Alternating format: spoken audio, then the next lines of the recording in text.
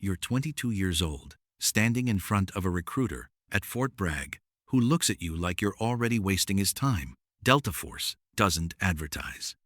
They don't send pamphlets or run commercials during football games. They send a quiet invitation to soldiers who've already proven something, and even then, most fail. You made it through Ranger School.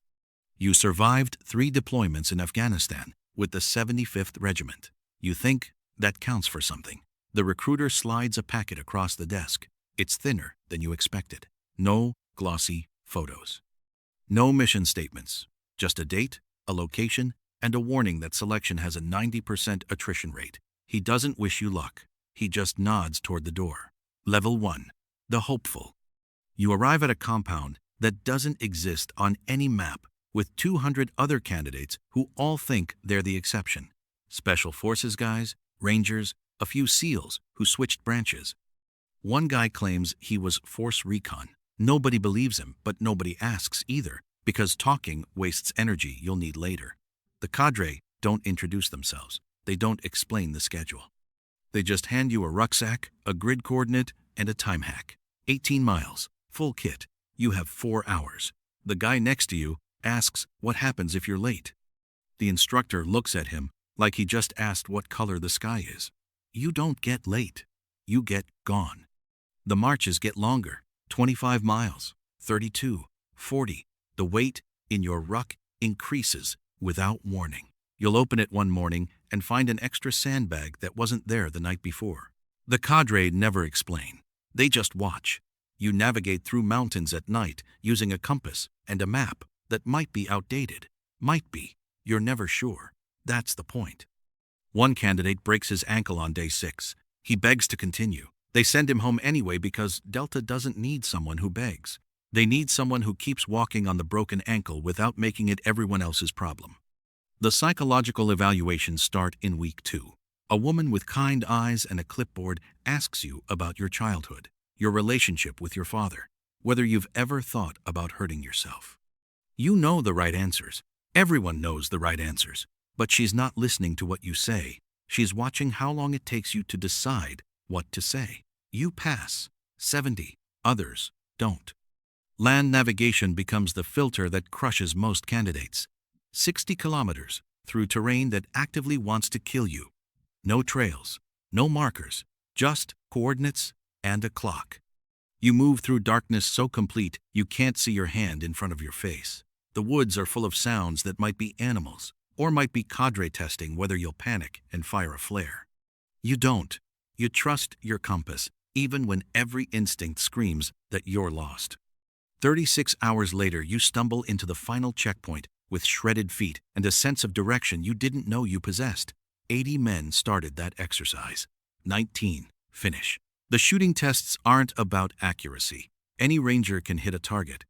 Delta wants to know if you can hit a target after running 3 miles with a 60-pound ruck, then solve a math problem, then hit another target while someone screams contradictory commands in your ear. They want to know if your hands shake. Yours do. Everyone's do. The difference is whether you compensate for the shake or pretend it isn't happening. You compensate. That's the correct answer. Level 2. The nobody. You pass selection. 47 men started the final week. 11 got the tap on the shoulder that means, welcome to the unit. You're not Delta yet. You're just someone they're willing to train. The operator training course lasts 6 months and makes selection look like summer camp. You learn a new language in 8 weeks, not classroom learning. Immersive. You eat, sleep, and think in Arabic until English feels like the foreign tongue. You learn to blend into populations that would kill you if they knew what you were. A beard, different posture. A wedding ring on the correct hand. Details so small, they're invisible until they're the reason you're still breathing. You train in close quarters combat until you can clear a room in darkness, identify threats in milliseconds, and put rounds exactly where they need to go without thinking. Thinking gets you killed. Muscle memory keeps you alive. You fire 50,000 rounds in 6 months.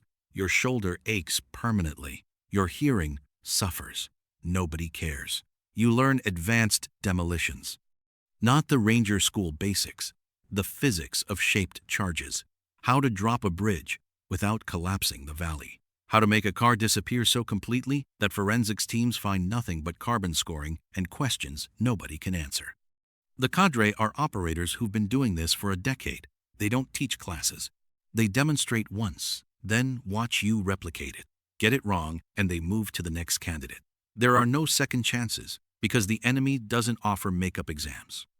You watch 3 men from your selection class get recycled back to their original unit. Delta doesn't need adequate. Your first real assignment isn't a deployment. It's a desk in a windowless room at Bragg, where you spend 4 months analyzing intelligence reports and learning how missions get built from fragments of information that might be true. You're nobody. You make coffee. You organize files. You stand in the back during briefings and absorb everything while saying nothing. But you're watching the operators who brief the commanders, how they speak, what they emphasize, the confidence that comes from having been there. You're learning what matters. Level 3. The operator.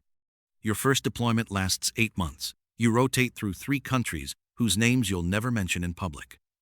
The missions blur together. Compound raids, high-value target captures. Direct action strikes planned in hours and executed in minutes. You learn that combat isn't the hard part. Combat is simple. Someone shoots, you shoot back, the situation resolves. What's hard is the waiting, sitting in a safe house for 6 days, watching a target location through binoculars while your body cramps and your mind circles the same thoughts on a loop that never stops. You see things that don't make the after-action reports. A child's bicycle in a courtyard where a weapons cache was hidden. A photograph of a wedding on the wall of a room you just cleared. The operators don't talk about this. You clear the structure, secure the intel, move to the next objective. That's the job. By your 3rd deployment, you realize something's changing. You can function on 3 hours of sleep. You can eat cold rations and not taste them. You can watch a firefight unfold and your heart rate stays below 70. These aren't skills you trained for, they're adaptations.